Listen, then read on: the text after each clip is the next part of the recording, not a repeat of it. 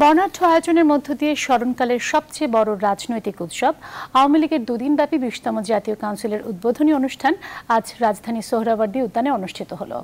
কাল কাউন্সিলের দ্বিতীয় দিনের অধিবেশনে গঠিত হবে আগামী ৩ বছরের জন্য নতুন নেতৃত্ব। দেশি বিদেশি প্রতিনিধিরা এই সম্মেলনে যোগ দিয়েছেন, আওয়ামী লীগের সাফল্য কামনা করেছেন, বাংলাদেশের গণতন্ত্রের সাফল্য কামনা করেছেন। এই সম্মেলনকে ঘিরে পুরো দেশব্যাপী উত্তেজনা ছিল, বিশেষ করে সাধারণ সম্পাদক পদে সৈয়দ আশরাফের পরিবর্তে ওবায়দুল কাদেরের আসা না আসা নিয়ে গণমাধ্যমে ব্যাপক আগ্রহ দেখা গেছে। ধারণা করা হচ্ছে যে প্রেসিডিয়াম যুগ্ম সাংগঠনিক পদে ব্যাপক পরিবর্তন আসছে। কমিটি হচ্ছে ২০১৮ নির্বাচন উপযোগী। বলা হচ্ছে নতুন কমিটিতে হাইব্রিডদের উপদ্রব থাকবে না। গত কয়েকদিন ধরে এই নিয়ে নানা জল্পনা কল্পনা হয়েছে। আজ উদ্বোধনী ভাষণে শেখ হাসিনা বলেছেন যে ২০৪১ সালের মধ্যে বাংলাদেশের দারিদ্র্য বলে কিছু থাকবে না। দুদিনের এই বর্ণাঢ্য সম্মেলনে আওয়ামী লীগের নতুন নেতৃত্ব, যারা ভবিষ্যৎ আওয়ামী লীগের নেতৃত্বে থাকবেন, বাংলাদেশকে উন্নয়নের কোন কাতারে পৌঁছে দিতে পারেন সেটাই এখন দেখার বিষয়। জনতন্ত্র গণতন্ত্রে স্বাগত জানাচ্ছি, আমি সামিয়া রহমান এবং আজকে আমার সাথে যারা আছেন আলোচনায় পরিচয় করে দিচ্ছি।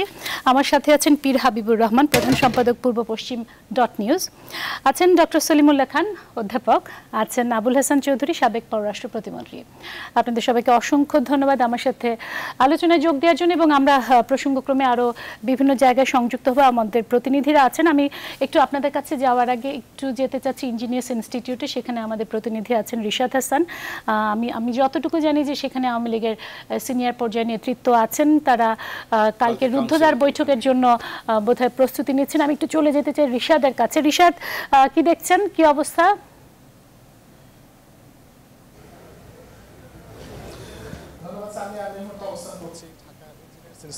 সামনে এবং এখানে রুদ্ধদ্বার যে বৈঠকের প্রস্তুতি সেগুলো কিন্তু চলছে এবং সেই সাথে আপনি যদি আমার পেছনের অংশ দেখেন যে পেছনে কিন্তু অসংখ্য নেতাকর্মীরা কিন্তু ভিড় করছেন এবং তারা বেশিরভাগই যাদের সাথে আমরা কথা বলেছি এখানে আসবার পরপরই তারা কিন্তু বলছেন যে আসলে মূলত সকলে সভানেত্রীর দিকেই তাকিয়ে রয়েছেন। আসলে সভানেত্রী যে সিদ্ধান্ত নেবেন সেই সিদ্ধান্ত অনুযায়ী আসলে মূল কাজগুলো হবে এবং আগামীকালকে যে কমিটি গঠন করা হবে সেই কমিটি হয়তো আগামী নির্বাচনের নেতৃত্ব দেবেন এবং এই জন্যই আসলে এবারের ২০তম কাউন্সিল অনেক বেশি গুরুত্ব বহন করছে এবং এর সাথে সাথে আপনি এখানে আমরা বেশ কয়েকজন নেতাকর্মীকেও পেয়েছিলাম, তাদের সাথে আমরা কথা বলেছিলাম। তারা আমাদেরকে জানিয়েছে যে আসলে তারা নবীন এবং প্রবীণের সংমিশ্রণ একটা খুব ভালো কমিটি চাচ্ছেন তারা এবং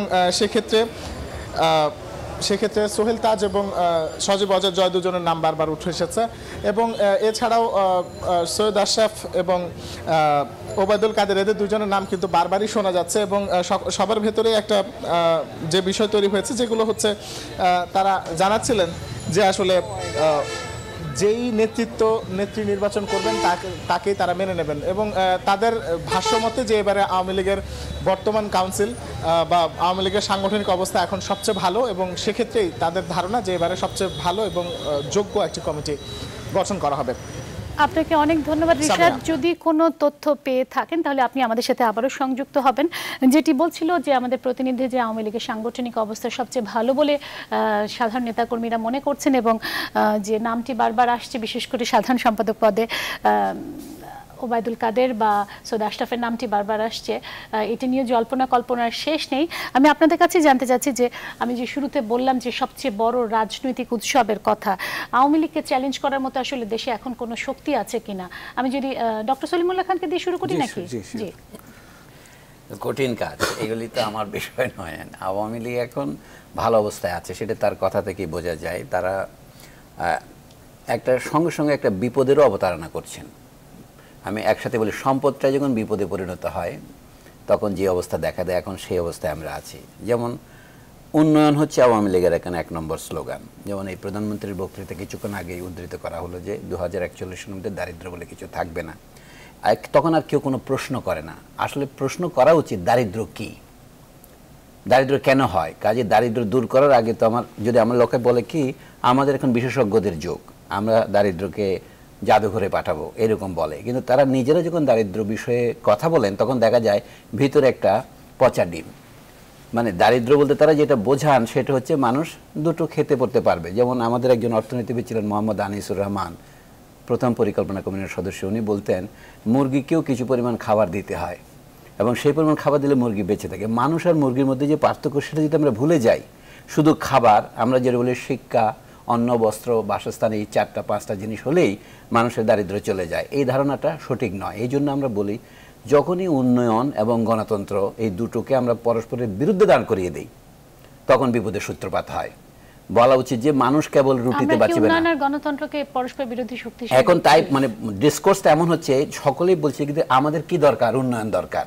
এইটার সময় আমরা প্রায় সময় ভুলে যাই যে উন্নয়ন হওয়া মানে হচ্ছে আপনার ধন সম্পদ হবে, রাস্তাঘাট হবে, আপনি খেতে পড়তে পারবেন। সেটা তো আমি এই জন্য বলছি এই উন্নয়নের এই সংজ্ঞা হচ্ছে মুরগির উন্নয়নের, মুরগির খামারের উন্নয়নের সংজ্ঞা, কিন্তু মানুষের সংজ্ঞাটা একটু আলাদা হয়, যেখানে মানুষ কেবল রুটিতে বাঁচিবে না, বাইবেলে যেমন বলা আছে, তার জন্য ঈশ্বরের বাক্য দরকার। এখানে ঈশ্বরের বাক্য হচ্ছে গণতন্ত্র। বর্তমান যুগে একটা কথা আছে ইংরেজিতে, ভোস পপুলি ভোস দেই, বলে মানুষের কণ্ঠস্বরী হচ্ছে ঈশ্বরের কণ্ঠ। আপনি কি মনে করছেন আওয়ামী লীগের সেই গণতান্ত্রিক শক্তির ব্যাপারটিতে আসলে বিপদের অবতারণা ঘটতে যাচ্ছে? কথাটা খুব কম বলা হচ্ছে, সকলেই বলছে আমরা গণতন্ত্রের সমৃদ্ধি কামনা করি। এই সম্মেলনটা হচ্ছে গণতন্ত্রের একটা প্রতীক। এইটা কি সর্বত্র ছড়িয়ে পড়বে? অর্থাৎ আওয়ামী লীগের যে এখন যেটা বলেন আলো ঝলমলো উৎসব, আপনারা সুন্দর শব্দ ব্যবহার করেছেন, স্মরণকালের সবচেয়ে বর্ণাঢ্য উৎসব। উৎসব কথাটা যদি আমরা আন্তরিকভাবে মেনে নেই, উৎসের দিকে যাত্রা, এটাই হচ্ছে উৎসব। উৎসটা কি? গণতন্ত্রই। কথাটা আমি খুব সংক্ষেপে বলি, পাকিস্তান বলে ধরুন, যখন আমরা বাংলা ভাষার দাবি তুলছিলাম তখন পাকিস্তানিরা কি বলছিল? তখন তারা বলছিল পাকিস্তানের এখন দরকার সংহতি। এবং বাংলা ভাষার দাবি যারা তুলেছিলেন উর্দুর বিরুদ্ধে বা অন্যতম রাষ্ট্রভাষা করার জন্য, তাকে বলা হচ্ছিল এরা জাতীয় প্রগতি বা সংহতির বিরুদ্ধে। অর্থাৎ তখন বলছি এটা একটা সাংস্কৃতিক প্রশ্ন, একটা অহংকারের প্রশ্ন, এটা স্যাক্রিফাইস করলে হয় না, আত্মত্যাগ করুন। অর্থাৎ বাংলা ভাষা ত্যাগ করে পাকিস্তানের সমৃদ্ধি করুন। সেইটাকে তখন উন্নয়ন বিরোধী মনে করা হয়েছে। পরবর্তী দশকে আইয়ুব খানেরও এটাকে উন্নয়ন দশক বলা হতো। আমি বলছি না যে আওয়ামী লীগ সচেতনভাবে এটা করছে, কিন্তু আমার আশঙ্কার কথা আমি বলছি, মনে হয় অচেতনভাবে উন্নয়ন উন্নয়ন বেশি স্লোগান করলে যে বিপদটা দেখা দেয় সেটা হচ্ছে কি, তার বিপরীত কোনো কথা যদি কেউ বলে তখন তাকে জাতীয় প্রগতির বিরুদ্ধে, এমনকি তাকে উন্নতির প্রগতিও বলা হয়, উন্নতি বা প্রগতির বিরোধীও বলা হয়। এখন আমাদের দুটো প্রশ্ন বড় হয়ে দাঁড়িয়েছে। দারিদ্র্য অবশ্যই বড় সমস্যা, কিন্তু দারিদ্র্যের সাথে আমাদের মানসিক দারিদ্র্যের একটা সমস্যা আছে। সেটাকে আমি বলছি মানসিক দারিদ্র্যটা হচ্ছে গণতন্ত্রের অভাব। কারণ আমাদের সমস্ত আন্দোলনের ভিত্তি, সমস্ত জাতীয় ঐক্যের ভিত্তি হচ্ছে গণতন্ত্র। গণতন্ত্র যদি না থাকে তাহলে কিন্তু জাতীয় ঐক্যই থাকে না।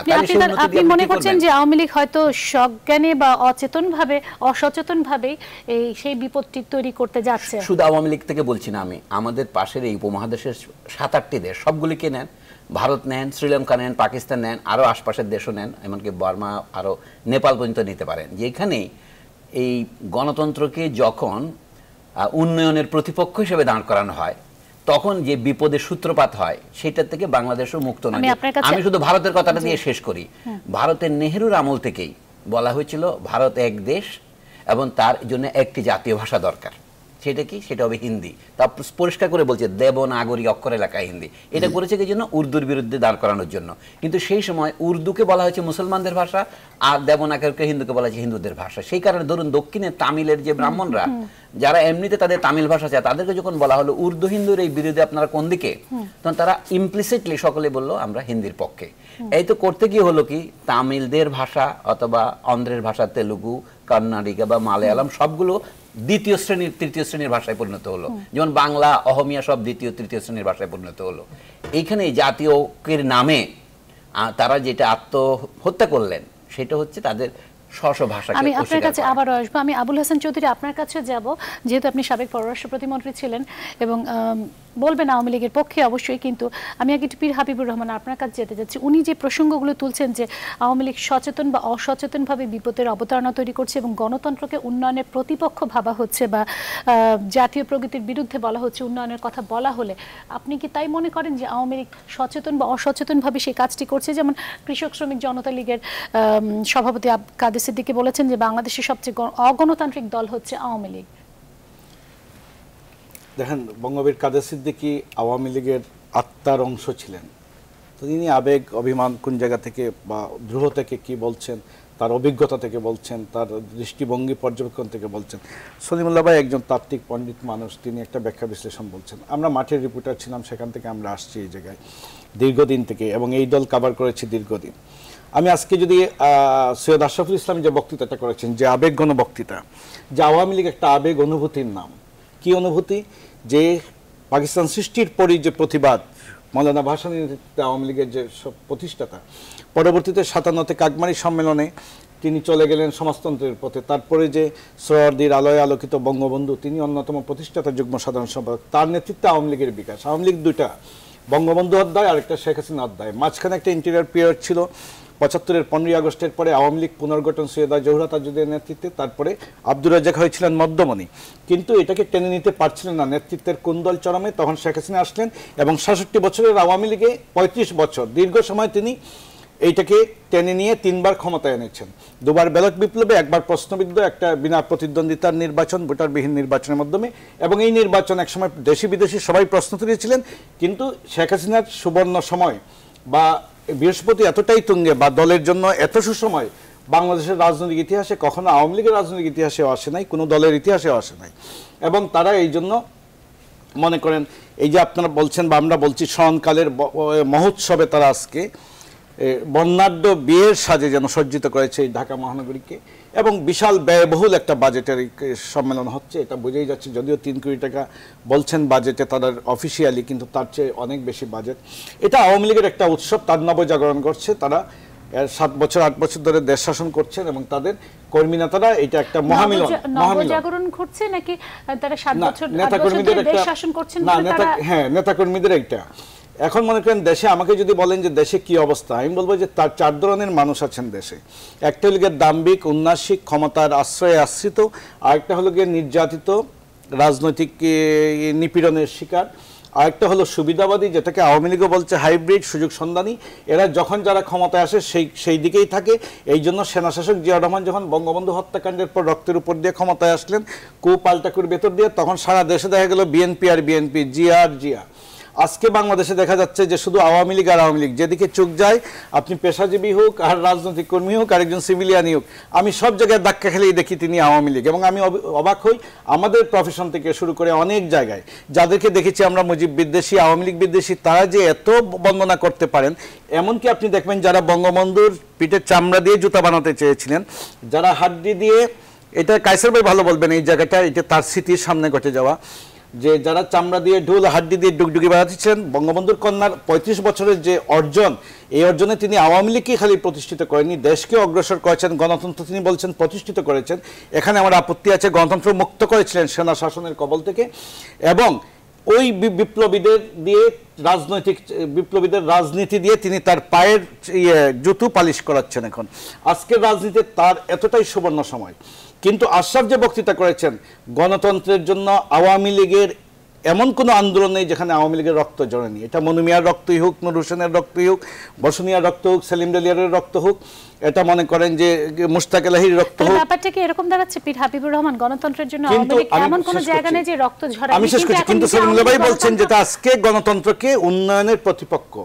আপনি বলছেন যেমন বিশটেক সম্মেলনে প্রধানমন্ত্রী বলছেন যে স্থিতিশীল উন্নয়ন, স্থিতিশীল উন্নয়ন কখনোই এটা টেকসই হবে না, টেকসই উন্নয়ন কখনোই হবে না।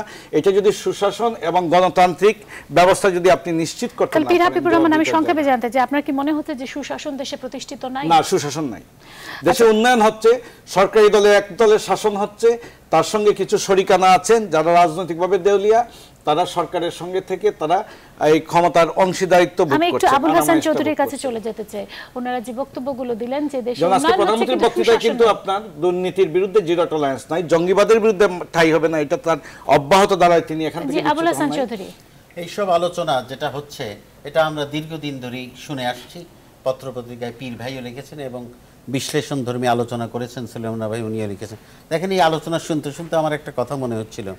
বুদ্ধদেব বসু তীব্রভাবে রবীন্দ্রনাথকে সমালোচনা করার পরে বলেছিলেন, রবীন্দ্রনাথের পরে বাংলার শ্রেষ্ঠ সাহিত্যিক রবীন্দ্রনাথ নিজেই।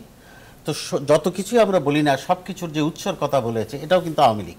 তো এই আলোচনা যাবার আগে আমি শ্রদ্ধাভরে স্মরণ করতে চাই সর্বকালের সর্বশ্রেষ্ঠ বাঙালি জাতির জনক বঙ্গবন্ধু শেখ মুজিবুর রহমান, মজলুম জননেতা মৌলানা ভাসানী, এবং আমার টাঙ্গাইলের শুধু নয় বাংলাদেশের শামসুল হক, যিনি প্রথম আপনার সাধারণ সম্পাদক ছিলেন আওয়ামী লীগের প্রতিষ্ঠাতা লগ্নে। দেখেন, এই যে 3 জনের নাম করলাম, আপনি রাজনীতির যে ধারাতেই চলেন না কেন এই 3 জনের বাইরে যেতে পারবেন না। তাহলে সমস্ত হোসেন শহীদ সোহরাওয়ার্দী, হোসেন শহীদ সোহরাওয়ার্দীর যে গণতান্ত্রিক উদারমনা চিন্তা চেতনা ছিল এবং যেটাকে উদ্বুদ্ধ করেছিলেন, এবং ওনার দর্শনের ভিত্তিতে মৌলানা ভাসানী এগিয়ে এসেছিলেন। 1957-এর দিকে ফরেন অ্যাফেয়ার্সে একটা আর্টিকেল লিখেছিলেন সোহরাওয়ার্দী অন সেকুলারিজম। এর থেকে ভালো আমি অসাম্প্রদায়িক সেই আওয়ামী লীগ এবং এখনকার বর্তমান আওয়ামী লীগ অবশ্যই পরিবর্তন হবে, এবং আমি একথা মনে করি যে আরো গণতান্ত্রিক চর্চা হওয়া উচিত। প্রশ্নটা হচ্ছে ক্লাসিক্যাল সেন্সে গণতন্ত্র বলতে যেটা আমরা বুঝাই, নিষ্কণ্টক গণতন্ত্র, সেটা পৃথিবীর কোথায় আছে এই বর্তমানে? আজকে যারা গণতন্ত্রের কথা বলছে সেসব দেশের সম্বন্ধে আমরা জানি। মার্কিন যুক্তরাষ্ট্রে যদি আপনি বিশালভাবে আপনার অর্থ না থাকে আপনি এগিয়ে যেতে পারবেন না। মার্কিন যুক্তরাষ্ট্র বার্নি স্যান্ডার্সের মতো একটা নেতাকে নিয়ে এগোতে পারে নাই, ইংল্যান্ড জেরেমি করবিনকে নিয়ে এগোতে পারে নাই। তো আমরা সেই উদাহরণগুলো যদি নাও নেই, আমি মনে করি এই দেশের ইতিহাস কট্টর আওয়ামী লীগ বিরোধী যে তিনিও যদি লিখতে হয় আওয়ামী লীগকে বাইরে রেখে লিখতে পারবেন না, আর আওয়ামী লীগের ইতিহাসও বাংলাদেশের বাইরে লিখে লেখা যাবে না। আমরা আশা করব বর্ণাঢ্য উৎসব, তার মানে কি যে কাউন্সিলর এসেছে, অবশ্যই এইসবের ঘাটতি আছে, সুশাসনের ঘাটতি আছে, গণতন্ত্র দলের ভিতরে ঘাটতি আছে, দেশে কিন্তু তারপরে এই উৎসব একটা জিনিস কিন্তু ইঙ্গিত বহন করে, মানুষের আশায় তারা জাগরুক, এবং সেইটা আমি আশা করব যে এই আজকের 20তম যে অধিবেশন হচ্ছে আর সবকিছুর পরে আলোচনা তো হচ্ছে, আজকে তো আমরা এই আলোচনাগুলো করতে পারছি, পত্রপত্রিকা লেখা হচ্ছে। আমরা যেটা চাচ্ছি যে আলোচনাগুলো যেন মানুষের কর্ণগোচর হয়, সেটা নিয়ে এফেক্টিভ ইমপ্লিমেন্টেশন হয়, সেটা আমাদের আশা থাকবে অবশ্যই। আমি একটু যেতে যাচ্ছি সোহরাওয়ার্দী উদ্যানে, আমি আসবো আপনাদের কাছে, এবং যেটি বলছেন যে সুশাসনের ঘাটতি আছে, কিন্তু এই কাউন্সিল হওয়ার মধ্যে দিয়ে আসলে মানুষের আশা আকাঙ্ক্ষার প্রতিফলন তো ঘটতে পারে, বা নতুন নেতৃত্ব হয়তো সেই সমস্যার সমাধানগুলো করবে। এবং সেখানে আমার প্রশ্ন আছে যে হাইব্রিড আওয়ামী লীগারদের যে কথাটি পীর হাবিবুর রহমান বললেন, কিন্তু তার আগে আমি একটু অন্তরা বিশ্বাসের কাছে যেতে যাচ্ছি, সে সম্ভবত সে আছে সোহরাওয়ার্দী উদ্যানে। অন্তরা, কি অবস্থা সেখানে, কি হচ্ছে এখন বলুন?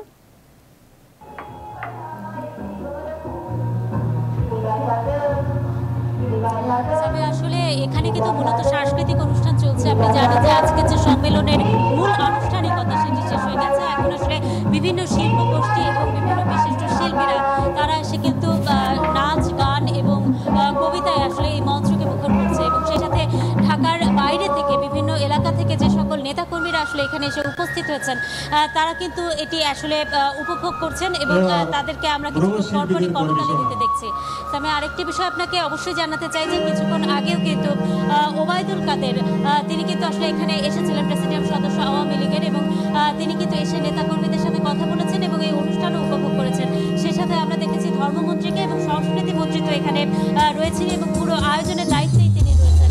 আর সেই সাথে আপনাকে আরেকটি বিষয় বলতে চাই যে আজকে প্রধানমন্ত্রী যে কথাটি বলেছেন, বিশেষ করে যে সবাইকে কিন্তু সুষ্ঠুভাবে এই যে আয়োজন সেই আয়োজনে থাকবার জন্য বলেছেন, এবং আগামীকাল কাউন্সিলরদের যে বৈঠক সেই ইঞ্জিনিয়ার্স ইনস্টিটিউটে সেখানে যেন সবাই সুষ্ঠুভাবে উপস্থিত হন সেই বিষয়টিকে সবাইকে মাথায় রাখতে বলেছেন। এবং সেই সাথে এখানে শুধুমাত্র গান, নাচ এবং আবৃত্তি হচ্ছে না, বিভিন্ন ধরনের তথ্যচিত্র কিন্তু আমরা দেখতে পেয়েছি। আপনাকে আরেকটি বিষয় আসলে অবশ্যই জানাতে চাইছি, সেটি হচ্ছে যে এখানে যে নিরাপত্তার ব্যবস্থাটি সেটি কিন্তু বেশ কড়াকড়িভাবে পালিত হচ্ছে, এবং আমরা দেখেছি যে অনেক পুলিশ, এবং যেটি বলা হচ্ছে যে 10,000-এর মতো নিরাপত্তা রক্ষী এখানে উপস্থিত রয়েছেন, এবং সেই কড়াকড়ি কিন্তু আসলে প্রত্যেকেরই ঢোকার ক্ষেত্রে আসলে পুরো। অনেক ধন্যবাদ অন্তরা, অনেক ধন্যবাদ অন্তরা। সেখানে সাংস্কৃতিক অনুষ্ঠান হচ্ছে এবং নেতাকর্মীরা আসলে এটাকে উৎসব হিসেবেই দেখছেন, এবং আগামীকালকে আসলে জানা যাবে যে নতুন নেতৃত্বে কারা আসছেন। আমি যে প্রসঙ্গটি বলতে চাইছিলাম যে সৈয়দ আশরাফ এবং ওবায়দুল কাদের হাইব্রিড আওয়ামী লীগারদের প্রসঙ্গটা আসবো, কিন্তু সাধারণ সম্পাদক পদে যে জল্পনা কল্পনাগুলো ঘটছে, এবং গণমাধ্যমেও দেখলাম অনেক গণমাধ্যম প্রকাশ্যেই বলছে যে আসছেন রাজনীতিতে না, মানে সাধারণ সম্পাদক পদে ওবায়দুল কাদের, এবং বড় ধরনের পরিবর্তন ঘটতে যাচ্ছে, সে প্রসঙ্গে কি বলবেন? আমি দুইজনকে অভিনন্দন জানাবো, এবং একজন অত্যন্ত ধীর স্থিরভাবে কাজ করে গেছেন, আর ওবায়দুল কাদের অত্যন্ত প্রাণচঞ্চল, কর্মচঞ্চল ব্যক্তিত্ব। উনি একখানে বসে তো খেলা দেখতেন না এক সময়, এখন জানি না একখানে বসে কাজ করেন কিনা, এবং যে কাজে উনি নিয়োজিত সেটা একটু দৌড়াদৌড়ি করাটাও বোধহয় দেশের জন্য, ওনার জন্য ভালো। তো আমি মনে করি যে এটার ভিতর দিয়েও একটা নতুন আপনার ইঙ্গিত আসবে যে কি ধরনের আপনার কর্মনিষ্ঠার দিকে আমরা এগিয়ে যাব কিনা। একটা কথা একটু বলতে চাই যে আলাপটা হচ্ছিল যে আমরা ভিন্ন ধারায় যাব, এই যে ভিন্ন ধারায় যাবার যে আলোচনা করছি, এটাও কিন্তু আওয়ামী লীগের ইতিহাস যদি আমরা দেখি বারবার এই নিয়ে আলোচনা হয়েছে। আওয়ামী লীগ যেভাবে পুনর্গঠিত হয়েছিল সে 1949 সালে, তারপরে বিভিন্ন কাউন্সিলের মাধ্যমে আওয়ামী লীগ কিন্তু নিজেই অনেক কিছু সংশোধন করে এগিয়ে গেছে। একসময় আওয়ামী লীগের তার মানে মনে করছেন সোশ্যালিজমের ভিতরে এবারে কাউন্সিলটা আসলে আওয়ামী লীগ নিজেকে সংশোধন করবে বা পুনর্গঠনের দিকে যাবে? দেখেন, আওয়ামী লীগ দীর্ঘ রাজনৈতিক সংগঠন। অন্যান্য দল যথার্থই বলা হয় যে যারা ক্ষমতায় আসে অনেকগুলো লোক তাদেরকে ঘিরে ধরে, তখন তারা সেই দলের হয়ে যায়। আমরা এখন যদি পার্শ্ববর্তী দেশে দেখি, একটা significant number of the media 75% এই দেশের সরকারকে, মানে এখনকার ভারতের সরকারকে সম্পূর্ণভাবে সমর্থন করছে। সেটা শুধু আমাদের ব্যাপার না, কিন্তু যে কথাটা আমাদের মনে রাখতে হবে যে সেই সব দল এসেছে, চলে গেছে, আর উঠে দাঁড়াতে পারে নাই। আওয়ামী লীগ কিন্তু বারবার ধাক্কা খেয়েও, হোঁচট খেয়েও, সুনামি সম্মুখীন হয়েও তারা আবার এগিয়ে গেছে। সেখানে অবশ্যই যে কথাগুলো বলা হচ্ছে, আওয়ামী লীগেরই সেই উদারতা থাকা উচিত এই দেশের একজন নাগরিক হিসাবে, সাবেক আওয়ামী লীগ কর্মী হিসাবে, মাঠ কর্মী হিসাবে। আমার আশা থাকবে যে সুশাসনের ক্ষেত্র বিস্তৃত করলে আওয়ামী লীগের ক্ষতি হবে না, আওয়ামী লীগে আরো শক্তিশালী হবে। এবং আরেকটা কথা ওনারা হয়তো আলোচনায় আনবেন, দুর্নীতি। আজকে যে বিরাট অর্জন, আমার এক বন্ধু বিদেশ থেকে লিখেছি, যেমন কিসিঞ্জার সারপ্রাইজ হয়ে যেত যেভাবে এই মাত্র কয়েকদিন আগে আমাদের মাননীয় প্রধানমন্ত্রী চীনের এই যে একটা ঐতিহাসিক সফর, বাংলাদেশের ইতিহাসে এত বিরাট পরিমাণ প্রজেক্ট অনুদান আর কোনোদিন আসে নাই। ইন্ডিয়াকে যেটা দিয়েছে তার থেকে প্রায় ডাবল দিয়েছে। একই সাথে তিনি কারো কোনো দ্বিমত নেই, আমাদের বাকি বক্তাদেরও বোধহয় সে বিষয়ে দ্বিমত নেই যে উন্নয়ন করছে, কিন্তু আপনারা বলছেন উন্নয়নের সাথে গণতন্ত্রের একটা পরস্পর বিরোধী শক্তি হয়ে দাঁড়াচ্ছে। আমি আসবো সে প্রসঙ্গে। ডক্টর সলিমুল্লাহ খান, আমি যে প্রসঙ্গটি তুলেছিলাম যে সাধারণ সম্পাদক পদে পরিবর্তন নিয়ে একটা ব্যাপক জল্পনা কল্পনা ঘটছে, আপনি ভবিষ্যৎবাণী কি করতে পারেন, বা এই পরিবর্তন আসলে? ভবিষ্যৎবাণী না, আমি একটা অতীতবাণী করি। বরঞ্চ পীর হাবিবুর রহমান এবং আবুল হাসান চৌধুরী যে কথাগুলি বলছিলেন, তাতে একটা কথা পরিষ্কার, আওয়ামী লীগের চরম শত্রু বলতে পারবে না যে আওয়ামী লীগ বদলায়নি, বদলিয়েছে। এইটাই হচ্ছে তার উৎসের দিকে যাত্রা। আমরা কথাটা বলি এই জন্য উৎসব অনুসারে। আওয়ামী লীগ যখন গঠিত হয়েছিল সকলেই জানেন এটা আওয়ামী মুসলিম লীগ হয়েছিল, কারণ এটা মুসলিম লীগ থেকে বেরোতে হয়েছে তাকে। এবং সরওয়ার্দী সাহেব যে মুসলিম লীগ করেছিলেন সেটার নাম ছিল জিন্না মুসলিম লীগ, মানে তিনি ওখান থেকে বেরিয়ে জিন্না আওয়ামী লীগ করে পরে আমরা আওয়ামী লীগ দেখতে পেরেছি 1954 সালের নির্বাচনের পরে। এইটা যেমন পরিবর্তন হয়। তারপরে বাংলাদেশ স্বাধীন হওয়ার সময় আওয়ামী লীগ হঠাৎ করে সমাজতন্ত্রী হয়ে গেল। আগে কিন্তু সমাজতন্ত্রী ছিল না, কথাটা খেয়াল করা দরকার। এবং পরবর্তীকালে এখন আওয়ামী লীগ পরিবর্তনের কোন পর্যায়ে যাচ্ছে আমি সেটাই বলছি। এটাও পরিবর্তনের একটা মাইল ফলক বলবো। এটা হচ্ছে আওয়ামী লীগ ক্রমশ এখন কোনো রকমের ক্ষমা প্রার্থনা না করেই আওয়ামী লীগের ভিতরে যে অন্তর্গত যে শ্রেণী চরিত্রের পরিবর্তন হচ্ছে। পাকিস্তান বলে এটা ছিল জাতীয়তাবাদী পূর্ব বাংলার মধ্যবিত্তের দল, এবং তার পেছনে সে কৃষকদের আনতে পেরেছিল বলে মুক্তিযুদ্ধের নেতৃত্ব দিতে পেরেছে। এখন অবশ্যই আওয়ামী লীগের শ্রেণী চরিত্রের যে পরিবর্তন হচ্ছে সেটা আমার চেয়ে উনি ভালো জানেন। সেটা আওয়ামী লীগ ক্রমশ এখন বাংলাদেশের নব্য যে ধনতান্ত্রিক গোষ্ঠী গড়ে উঠছে, যাদেরকে আমরা নব্য বুর্জোয়া বলতে পারি, যে নামে আপনি বলুন, নব্য বুর্জোয়াদের দল। অফকোর্স সেটা আওয়ামী লীগ একা নয়, বাংলা এইটার জন্য প্রতিদ্বন্দ্বিতা হচ্ছে আওয়ামী লীগ, বিএনপি, আরও দু একটা দলের মধ্যে। হয়তো জেনারেল এরশাদও চান যে, বলেন না আমাকে কেউ এখন আর পোচ করে না, তার মানে হচ্ছে উনিও সেটা হতে চান। দেশকে যারা নেতৃত্ব দিয়েছে এবং ভবিষ্যতে আরও দেবে, তাদেরকে নতুন এজেন্ডা আছে। এটা আমরা যখন বলি এই দেশ উন্নতিশীল, অথবা আমরা যখন বলি এই দেশ মধ্যম আয়ের দেশ বা উন্নত আয়ের দেশ, এটা কেউ না কেউ তো নেতৃত্ব দিচ্ছে। আমরা শেক্সপিয়ারের হ্যামলেট নাটকের কথা বলবো, কিন্তু ডেনমার্কের যুবরাজের কথা বলবো না, এটা তো হতে পারে না। অর্থাৎ যেই শ্রেণীর নেতৃত্ব দিচ্ছে, ভালো মন্দ মিলিয়ে তাদের কথা স্বীকার করতে হবে। আমি গণতন্ত্র বলতে ওটাই বোঝাচ্ছি, এখনো পর্যন্ত এদেশের বিপুল পরিমাণ মানুষ কৃষক শ্রেণীতে আছেন, যদি বা ক্রমশ কৃষকদের একটা, কিন্তু বারবার সম্মেলনে কিন্তু তৃণমূলের মানুষের কথা বলা হয়েছে। কিন্তু তৃণমূল কথাটা তো একটা ইংরেজি কথা, আমার কথা ছিল বাংলা ভাষায় বললো এটা ইংরেজি কথাই। আমরা বলছি কি দেশে যারা আসল কর্মী, যে শ্রমিকদের শ্রমে দেশ গড়ে উঠছে, গণতন্ত্রের কথাটা বলতে আমি সেটাই বলছি। যেমন ধরেন আমরা রপ্তানিমুখী শিল্পের আয় দিয়ে দেশ গড়ে তুলছি, অথবা বিদেশে যে সমস্ত শ্রমিকরা কাজ করে তাদের রেমিটেন্স টাকা দিয়ে দেশ গড়ে তুলছি। এদের অংশগ্রহণ মানে এদের বলা কথা, এদের প্রতিনিধিত্ব শুধুমাত্র ভোটের বাক্সে নয়। ধরুন নিজের কথা প্রকাশের জন্য শ্রমিকদের যেটা থাকে সেটাকে ট্রেড ইউনিয়ন বলে। এখন আমরা যে রপ্তানিমুখী শিল্প প্রক্রিয়ার অংশ যে এলাকাগুলি গড়ে তুলেছি, সেইখানে কিন্তু অন্তত গত 45 বছরের ইতিহাস, 40 বছরের ইতিহাস বলবে যে সেখানে শ্রমিকদের কোনো অধিকার না থাকা সেটা তার একটা শর্ত। অতি নিম্ন মজুরির শ্রমিকদের শ্রমের ফলেই আমরা এই রপ্তানিমুখী শিল্পে যেটুকু সাফল্য অর্জন করেছি। কিন্তু সেইটাকে চিরকাল ওইরকমই থাকবে? তাতে কি উল্লেখযোগ্য পরিবর্তন আসবে? শ্রমিকরা কি শুধু শ্রমিকই থাকবে না নাগরিকও হয়ে উঠবে? এই সমস্ত প্রশ্নকে আমি বলছি এখনকার উন্নয়নের সাথে সংশ্লিষ্ট নেতৃত্ব গণতান্ত্রিক প্রশ্ন। নতুন যে নেতৃত্ব আসছে তাতে আপনার কি মনে হয় নব্য বুর্জুয়াদের দল আপনি মনে করছেন তাতে তো শ্রমিকরা আমি বলছি না তো, যেমন এখন বলছে প্রধানমন্ত্রীর বক্তৃতা শোনা যাচ্ছে ডিজিটাল বাংলাদেশ একটা স্বপ্ন নয়, এটা এখন বাস্তবতা বলছে। এটার মানেটা কি? আমরা এখন উন্নয়নের নতুন পর্যায়ে যাচ্ছি, এটা হলো টেকনোলজির দিক থেকে বলা।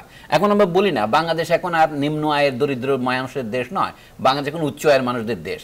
এখন উচ্চ এবং নিম্নের মধ্যে পার্থক্যটা ক্রমশ বাড়ছে না কমছে, সেই তথ্যটা যদি তারা দয়া করে বলতেন তাহলে আমরা বুঝতাম যে তারা সত্যবাদী। আমার কাছে মানুষ মিথ্যা বলছে না, কিন্তু সত্য যখন গোপন করা হয় বা তাকে হাইলাইট না করে তাকে কার্পেটের নিচে দিয়ে দেওয়া হয়, সেটাও কিন্তু হাবিবুর রহমান, সত্য কি গোপন করা হচ্ছে? আওয়ামী লীগ নব্য বুর্জুয়াদের দল বলে কি আপনি মনে করেন? না, সেটা না। আওয়ামী লীগ তো একটা মাল্টি ক্লাস অর্গানাইজেশন শুরু থেকেই। আওয়ামী লীগ কখনোই যে এটা বলছিলেন যে সমাজতন্ত্র হঠাৎ করে চলে আসলো, এটা আওয়ামী লীগ বিভ্রান্ত হয়েছিল। আওয়ামী লীগের নেতা বঙ্গবন্ধু আজীবন সংসদীয় গণতন্ত্রের জন্য, এবং তিনি যাকে নেতা মানতেন সোহরাওয়ার্দী, তিনি আজীবন যেটার কাছে বলছিলেন যে উদার গণতন্ত্রের একজন রাজনীতিবিদ। এবং বঙ্গবন্ধু উপমহাদেশে নেহেরুর পরে যদি কোনো বিশাল হৃদয়ের কোনো উদার গণতন্ত্রী থাকেন সেটা বঙ্গবন্ধু, এবং তাকে বিভ্রান্ত করা হয়েছিল। একদিকে হটকারী উগ্র লেফট এবং উগ্রপন্থী, আরেকদিকে হলো গিয়ে যে একটা যুদ্ধ বিধ্বস্ত দেশ, দলের উন্নয়নশীল নেতাকর্মী, আরেকদিকে দুই সুপার পাওয়ারের লড়াই, বিশ্ব রাজনীতির তৎকালীন যে প্রেক্ষাপট, তা মিলিয়ে তাকে সেই বামপন্থী ধারায় তাকে কবজা করে ফেলেছিলেন, জালে ফেলেছিলেন।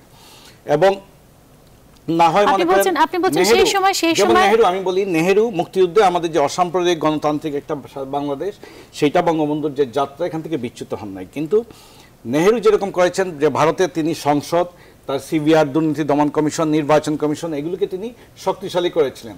আর 15ই আগস্টের পরে আমাদের যে সামরিক দ্বারা, সামরিক থেকে আমরা যে মুক্তিটা নিয়ে আসলাম, যেটা মনে করেন শেখ হাসিনার যে রাজনীতি, তার যে তখন অপরিপক্ক অনভিজ্ঞ ছিলেন 81 সালে, আজকে তিনি প্রাজ্ঞ নন, বিশ্বের প্রতাপশালী রাষ্ট্রনায়কদের তিনি একজন হয়েছেন, একটা গরিব দেশের রাষ্ট্রনায়ক হিসেবে। এবং আজকে যেটা চীন এসে $25 বিলিয়ন যেটা বলছিলেন, এবং সামনে যে ব্লু ইকোনমি বলছেন যে আপনার অর্থনীতিতে সমস্যা নেই, মাল্টি ক্লাস। এবং যেটা বলছিলেন যে আওয়ামী লীগ শেখ হাসিনা আজকে বলছেন যে আপনারা যার গৃহ নেই তার দেন, ঠিকানা দেন জেলা নেতাদের, যার ভূমি নেই তার ঠিকানা পাঠান, আমি ভূমি দেব, গৃহ দেব। আরেকদিকে কি করছে আওয়ামী লীগ, এই সরকার, শেখ হাসিনা যখন এইটা করছেন যে একটা কর্মীর চিকিৎসার ব্যবস্থা করে দিচ্ছেন, তার দলের নেতারাই আবার বড় লোকদের তদবির করে বেড়াচ্ছে, পুঁজিপতিদের তদবির করে বেড়াচ্ছে ব্যবসা বাণিজ্যের।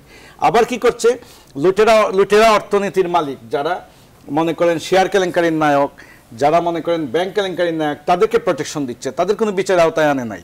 এই যে শ্রেণী চরিত্র, এটা কি বোধহয় যেটা নিয়ে আসছেন, দৃশ্যমান করেছেন। এই শ্রেণী চরিত্রের মধ্য দিয়ে যে আমি একটু যোগ করি ওনার কথার সাথে, আপনি খুব দ্রুত বলেন, আপনার কথা আমি শুনতে পারি না, তো পাশে থাকলে যে অসুবিধা হয়। তো সেটা হচ্ছে, আমি বলি 1971-এর একটু আগে, 69-এর গণ অভ্যুত্থানের সময় ছাত্রদের যে 11 দফা উঠলো, সেখানে কিছু কিছু কথা ছিল যেগুলো শ্রমিক এবং কৃষকদের পক্ষে। আমরা জানি 6 দফার সাথে এগুলো যুক্ত করেই ব্যাপক জনগণের সমর্থন পেয়েছেন। অথবা মুক্তিযুদ্ধের সময় সমাজতন্ত্রের কথাটা কোথা থেকে উঠে এসে বসলো? আপনি কি মুক্তিযুদ্ধ কথাটাকে একটা দুর্ঘটনা বলতে পারেন? অথবা সেটা কি প্রতারণা বলতে পারেন? তা তো নয়। এটা আমি বলছি অবস্থার বিকাশের সাথে জড়িত। বাংলাদেশের মুক্তিযুদ্ধে যদি এদেশের কৃষক, শ্রমিক এবং ছাত্র অথবা যুবকেরা যোগ না দিত, মুক্তিযুদ্ধ সফল হতো না। সেই কথাটা মনে রেখে আমি বলছি, তারপরে আওয়ামী লীগ যে যুগোপযোগী পরিবর্তিত হয়েছে সেটা তার একটা উদাহরণ। আর চাপ ছিল, বামপন্থীদের চাপ ছিল, সে অস্বীকার করছে না। যুগোপযোগী পরিবর্তন বলছেন, তাহলে যুগের সাথে সাথেই হয়তো সেই সময় সমাজতন্ত্র ছিল। আচ্ছা, এই কথাটা শেষ করি। পীর ভাই যেটা বলছেন যে এটা একটা মাল্টি ক্লাস পার্টি, আমি এটা অস্বীকার করি না, কিন্তু মনে রাখতে হবে পার্টি কোনো না কোনো দলের নেতৃত্বে থাকে, অর্থাৎ দলের মধ্যে কোনো না কোনো শ্রেণীর নেতৃত্ব থাকবেই। অনেক শ্রেণীর মানুষ একসাথে থাকতে পারে, কিন্তু তার নেতৃত্ব যদি একটা বিশেষ শ্রেণীর না হয়, তখন সে তার কর্মসূচি বাস্তবায়ন করতে পারে না। আমরা সাধারণত এই জন্য বলি এই পার্টি বুর্জুয়া শ্রেণীর, এই পার্টি শ্রমিক শ্রেণীর, এই পার্টি কৃষক শ্রেণীর। সেটা বললেও ফজলুল হকের পার্টিগুলির নাম কৃষক প্রজা পার্টি। মানে তখন বাংলাদেশের অধিকাংশ কৃষকই প্রজা চরিত্রের ছিলেন, কিন্তু তার ভিতরে অনেক জমিদার যে ওনার দল করেন নেতা নয়, ওটাকে আমরা জমিদারদের পার্টি না বলে এটাকে প্রজার পার্টি বলে গেলাম। যেমন ঋণ সালিসি বোর্ড সমস্ত কৃষকদের ঋণ মাফ করে দিল 1937 সনে।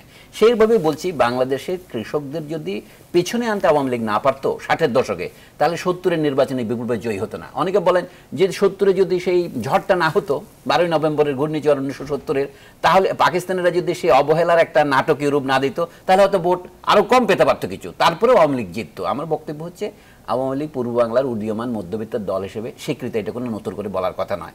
এখন বাংলাদেশ স্বাধীন হওয়ার পর বাংলাদেশ যে এখন নতুন ধনতান্ত্রিক পথে উন্নীত হচ্ছে, আমরা উন্নতির কথা বলি, কিন্তু এটা কোন পথে আর বলি না। একসময় সিপিবিরা অধনতান্ত্রিক পথ একটা কথা বলতো।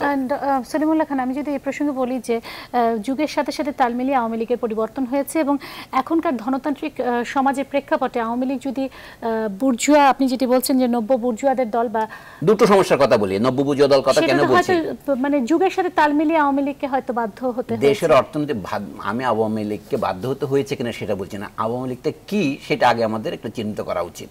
আপনি তো অন্ধকার একটা ঘরের মধ্যে কালো বিড়াল তো খুঁজে পাবেন না, আমি তার রংটা দু একটা কথাই মাত্র বলছি, সব তো আর বলা যাবে না। আওয়ামী লীগ উন্নয়নের জন্য যে কর্মসূচি দিয়েছে এটাই তার প্রধান কর্মসূচি, সেটাকে সেই ভাষায় বলছি আমরা দারিদ্র্যমুক্ত। এই যে আগে একটা কথা বল, দারিদ্র্যমুক্ত বাংলাদেশ চাই, কি দারিদ্র বিমোচন এই কথাটা ব্যবহার করতো, বলতে কি দারিদ্র একেবারে দূর করা নয়, ইংরেজিতে বলে পভার্টি এলিভিয়েশন, পভার্টি ইরেডিকেশন নয়, এগুলি আওয়ামী লীগের কথা নয়, এগুলি সারা বিশ্বব্যাপী বিশ্বব্যাংক প্রভৃতি সংস্থা এগুলি ছড়াচ্ছে। এটা পৃথিবীর 120টা দেশের আপনি ওয়েবসাইট দেখেন একই ভাষা। কাজে এখানে আওয়ামী লীগকে বেশি কৃতিত্ব না দেওয়াই ভালো। তাহলে আমি একটু আপনার কাছে জানতে চাই, এখানে আওয়ামী লীগ কিন্তু একটা গরিবের স্বার্থ রক্ষাকারী দল ছিল।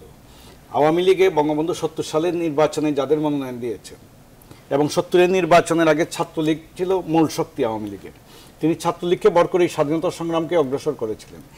এবং বঙ্গবন্ধু ছাত্রলীগের কেন্দ্রীয় ওয়ার্কিং কমিটির মিটিংয়ে কায়সার ভাই জানেন যে সেইখানে নির্বাচনের বিরুদ্ধে মেজরিটি সংখ্যক যারা পরবর্তীতে বৈজ্ঞানিক সমাজতন্ত্রের স্লোগান নিয়ে আন্দোলন করেছিল।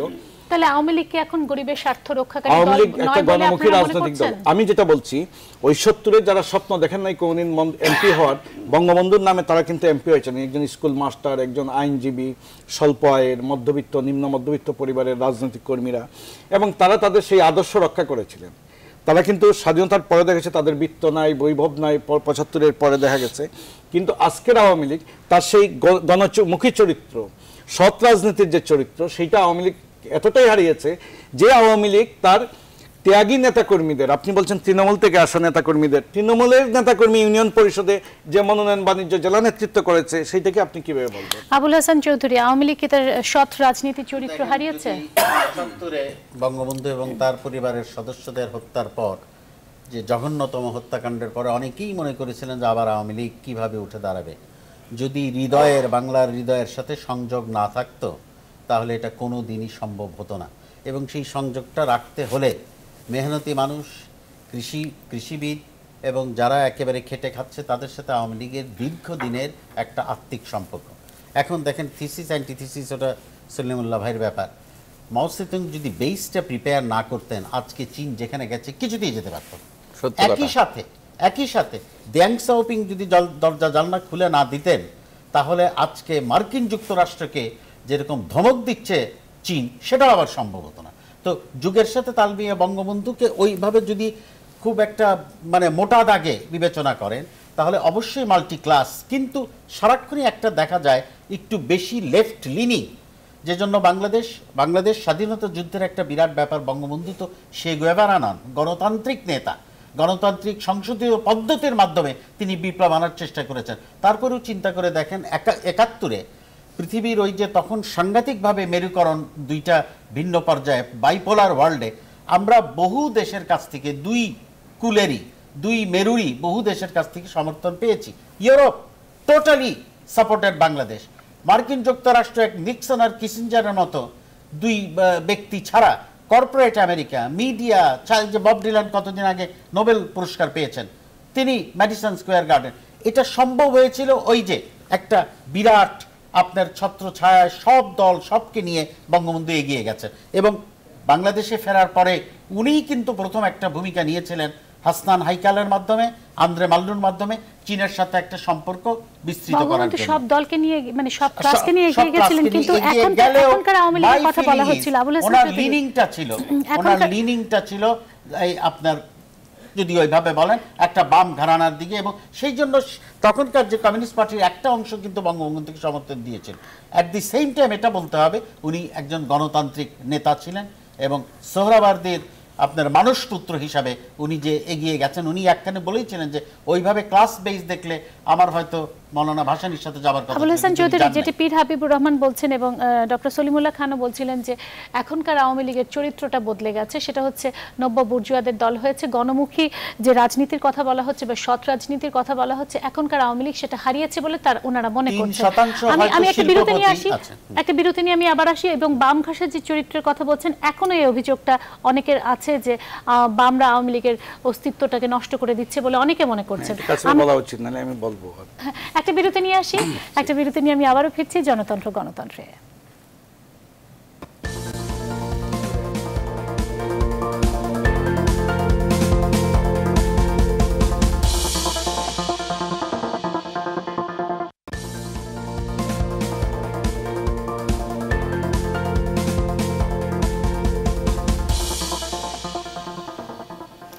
দেখছেন জনতন্ত্র গণতন্ত্র, সামিয়া রহমান আছি আপনাদের সাথে। যেটি বলছিলেন যে আওয়ামী লীগের বাম ঘেঁষা রাজনীতির, আমি এই বামের ব্যাপারটা একটু অ্যাড করে দিই। যেটি বলছিলাম, স্বাধীন বাংলা ছাত্র সংগ্রাম পরিষদের নেতা এবং বাংলাদেশ ছাত্রলীগের সাবেক সভাপতি নূরে আলম সিদ্দিকীও বলেছেন যে আওয়ামী লীগে এখন আওয়ামী লীগারদের অস্তিত্ব কম, বাম ঘেঁষা রাজনীতি বা বামদেরই আসলে প্রাধান্য বেশি এখনকার আওয়ামী লীগের মধ্যেও। সেক্ষেত্রে তাহলে কি বলবেন? আমাদের অত্যন্ত প্রিয় নেতা, স্বাধীন বাংলা ছাত্র সংগ্রাম পরিষদের নেতা এবং সাবেক ছাত্রলীগের সভাপতি, একটা সাংঘাতিক দুঃসময় উনি বঙ্গবন্ধুর সাথে কারাগারে ছিলেন। ওনার মায়ের মৃত্যুর পর ওনাকে মাকে দেখতেও দেওয়া হয় নাই। উনি যে বামের কথাটা বলেছেন সেটা কিন্তু ওই বাম নয়, কারণ তিনি তো আওয়ামী লীগে ছিলেন 70-এর কথা। উনি একটা বামের কথা বলেছেন যারা, যেটা আপনার মুখোশধারী বাম যারা এসেছিল আওয়ামী লীগের ক্ষমতার সময়, এবং আজকেও যেটা উনি বাংলাদেশ প্রতিদিনে লিখেছেন যে আওয়ামী লীগের দুঃসময় হলে এরা চলে যাবে, কিন্তু আওয়ামী লীগের কর্মীরা যায় নাই, যাবেও না। এবং অনেক আওয়ামী লীগের কর্মীর মনের কথা এই একটাই, এবং আমি মনে করি আওয়ামী লীগ সভানেত্রী এটা জানেন, হয়তো একটা ব্রডার স্ট্র্যাটেজিতে এটা উনি ধারণ করে নিয়ে এগিয়ে যাচ্ছেন। এই কথাটা কি সুন্দরভাবে নেতৃসুলভভাবে আমাদের নেতৃত্ব যিনি দিয়েছেন ওই সময় আমাদের জেনারেশনের ছাত্রলীগের সেই সময়কার সভাপতি নূরে আলম ভাই এটা খুব সুন্দরভাবে তুলে ধরেছেন। আমার ধারণা এইটা। এখানে বিষয় এটা না, এই দেশের বাংলাদেশের পশ্চিমবঙ্গে যেখানে 35-36 বছর রুল করেছে একই আর্থসামাজিক প্রেক্ষাপটে লেফটিস্টরা, আমাদের বামপন্থীরা সারা জীবন কৌশলের আশ্রয় নিয়েছেন এবং আমাদের কমিউনিস্ট পার্টি কোনোদিন গণতান্ত্রিকভাবে জনগণের রায় নিয়ে গণতন্ত্রের রাজনীতিতে তারা বিজয়ী হতে পারে নাই। তারা 54 সালেও নৌকায় উঠে তারা 8টা আসনে জিতেছিল এবং তারা 91 সালেও 5টি আসনে নৌকায় উঠে জিতেছিল। এর আগে তাদের কোনো জয়ের কোনো তাদের ইতিহাস নাই যে একজন প্রার্থী, খালি সুরঞ্জিত সেনগুপ্ত নেপ থেকে, তাও তার ব্যক্তি ইমেজে তিনি চলে এসেছিলেন 70-এর নির্বাচনে, যখন বঙ্গবন্ধুর নৌকার জোয়ার চতুর্দিকে তখন তিনি বেরিয়ে এসেছিলেন এবং পরবর্তীতে তিনি তার ক্যারিশমায় তিনি ফাইট করে রাজনীতি টিকেছেন। এবং তার ক্যারেক্টারটা এতটা লেফটিস্ট মেজাজেরও না, অনেকটা পার্লামেন্টারিয়ান, অনেকটা তার বুর্জুয়া বন্ধুবান্ধব, অনেক কিছু মিলিয়েই তার ক্যারেক্টারটা অনেকটা মধ্যপন্থা। যেটা বলছিলাম যে যারা জনগণের হৃদয় জয় করতে পারেন নাই তারা দেখছেন তাদের রাজনীতি ব্যর্থ, এবং তারা কখনো খালকাটা বিপ্লবেও গেছেন সেনা শাসকদের সঙ্গে। বঙ্গবন্ধুর বাকশালে গিয়ে বঙ্গবন্ধুর ওইখান থেকে আবার 15 আগস্টের পরে আবার তারা আওয়ামী লীগের সঙ্গে থাকেন নাই, আবার তাদের সঙ্গে মনে করেন যে আওয়ামী লীগের অস্তিত্ব আওয়ামী লীগে কম, তাদের অস্তিত্ব বেশি না, আওয়ামী লীগের আত্মার মধ্যে তারা ভর করে ফেলেছিল এইটা দুর্বলতার সুযোগে। কিভাবে আওয়ামী লীগের অভ্যন্তরীণ তারা যা পারে তারা কখনো স্পষ্টভাবে কথা বলেন, তারা অনেক কৌশল বলে, অনেক কিছু বলে, এবং আওয়ামী লীগের একটা ক্যারেক্টার আছে, এটা প্রতিবাদের ক্যারেক্টার, এটা বঙ্গবন্ধু শিখিয়েছেন। বঙ্গবন্ধুর অসমাপ্ত আত্মজীবনী পড়লেই বুঝতে পারবেন। সোহরাওয়ার্দীকে তিনি বলছেন, সোহরাওয়ার্দী যখন বলছেন হু আর ইউ, তিনি বলছেন যে আমি যদি কিছু নাই হই তাইলে আমি এখানে কেন? এই যে কাউন্টার জবাব দিয়ে এখানে কিন্তু শ্রদ্ধা এবং নেতাকর্মীর শ্রদ্ধা এবং ভালোবাসার সম্পর্ক এইটা কিন্তু নষ্ট হয়ে যাচ্ছে না। এখানে একজন কমিউনিটি থাকে আওয়ামী লীগের মধ্যে, তিনি যা করবেন এইটা কিন্তু আওয়ামী লীগের ক্যারেক্টার যদি থাকে সেইটা এটা করতে পারবে না। আমি আরেকটা এক্সাম্পল দিই, আপনি আপনার কথা চালিয়ে যান। সরওয়ার্দী সাহেব যখন মন্ত্রী হন তখন কিন্তু বঙ্গবন্ধু করাচিতে যে একদিন দেখা করেন নাই, তারপর ওনাকে যে বলেছেন যে আপনি কিভাবে এদের সাথে মন্ত্রিত্ব গ্রহণ করেন সেন্টারের, এটা ওনার বইই আছে। এবং বঙ্গবন্ধুর সাথেও যেভাবে চলতেন, তার তিনি যাদেরকে স্নেহ দিতে, পুত্র স্নেহ দিয়েছিলেন, এবং তখন মনে করেন আজকে দুই নেত্রীকে কেউ একটা অশালীন মন্তব্য করে রাজনৈতিক মঞ্চ থেকেই যদি বলেন ঘরে ফিরতে পারবেন না। কিন্তু বঙ্গবন্ধুর মতো নেতা যখন এক নেতার এক দেশ ছিল, গোটা জনগণ তার একটা অঙ্গুলি আর পাইপের উপরে ছিল, তখন তার চামড়া দিয়ে জুতা বানাতে চেয়েছেন কারা? যারা তার অর্থে, তার স্নেহে, তার ভালোবাসায়, তার হাতে তৈরি হয়েছিলেন, নেতা হয়েছিলেন তারা। তখন আওয়ামী লীগের অনেক যুবকর্মীরা তখন সব তছনছ করে দিতে চেয়েছিলেন, বঙ্গবন্ধু তাদেরকে নিবৃত্ত করেছেন। আচ্ছা, এমনকি শিয়া আলম খান 75-এর 15 আগস্ট শিয়া আলম খান ভারতে ছিলেন, বঙ্গবন্ধুর ঋষি ছিলেন তার নিরাপদের জন্য, তখন আন্ডারগ্রাউন্ডে চলে গেছে গণবাহিনীর জাসদ। যাক, ওইগুলো আরেকটা পার্ট।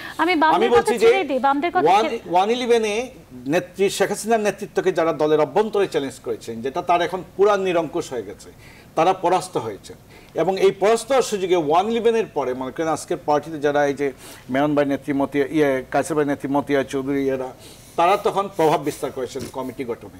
সেখান থেকে অনেকেই ছিটকে পড়েছিলেন এবং তারা একটা ভালো টাই নিয়েছিলেন, কারণ সংস্কারের সময় 111-এর সময় কমিউনিস্ট লাইনের যারা ছিলেন ওইটার সঙ্গে জড়িত, তারা দেখা যায় পরে এমপি মন্ত্রী সবই হয়েছে, কিন্তু যারা আওয়ামী লীগের তারা বাদ পড়ে গেছেন, তাদের হয়তো রাজনীতি আর ফিরে আসা হবে না। এইবারের কাউন্সিল আপনি যেটা বলছিলেন যে এইবারের কাউন্সিল আগামী নির্বাচন এবং রাজনীতি নিয়ে তারা গঠন করছেন, এবং আওয়ামী লীগের কিন্তু সাধারণ সম্পাদক কখনোই কাউন্সিলরদের ভোটে নির্বাচিত হয় না। এটা একসময় মনে করেন সারা রাত সাবজেক্ট কমিটি আলাপ আলোচনা পর্যালোচনার মধ্যে ভোর রাতে পরে গিয়ে কমিটি একটা সমঝোতা হতো। পরবর্তীতে আওয়ামী লীগের কাউন্সিল এটা চলে আসছে যখন শেখ হাসিনার নেতৃত্ব নিরঙ্কুশ হতে থাকে, এবং তিনি আজকের প্রেক্ষাপটে এইরকম, শেখ হাসিনা কিছু আগে বলেছিলেন যে আমি নতুন নেতৃত্ব তৈরি করেন, আমি আর না 35 বছর চালিয়েছি। সমস্যাটা সবাই বলেছেন আপনি আজীবন থাকবেন সভাপতি, আজকে আশরাফও বলেছেন। এটা আওয়ামী লীগের আবেগ, অনুভূতি, ভালোবাসা, বিশ্বাস, আস্থা, শক্তির জায়গা, এবং আওয়ামী লীগের কোনো নেতা নাই শেখ হাসিনার বিকল্প হিসেবে আজকে আর দাঁড়ানোর। যারা বেঁচে আছেন কোনো ক্রমে করুণাশ্রিত হয়ে, তাদের এখন অবসরে যাওয়া উচিত আমি মনে করি। এটা কাছে তাদেরকে চিনেন।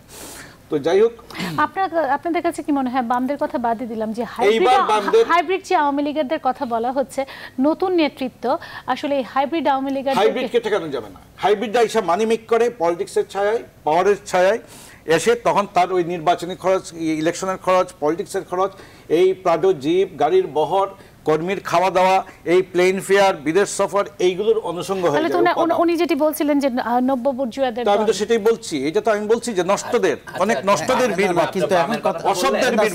ভাই এখানে একটা কথা আছে, 71-এ কয় পার্সেন্ট যাদেরকে আমরা ওইভাবে ব্যবসায়ী কয় পার্সেন্ট ছিল, অথচ এখন তো বোধহয় মেজরিটি।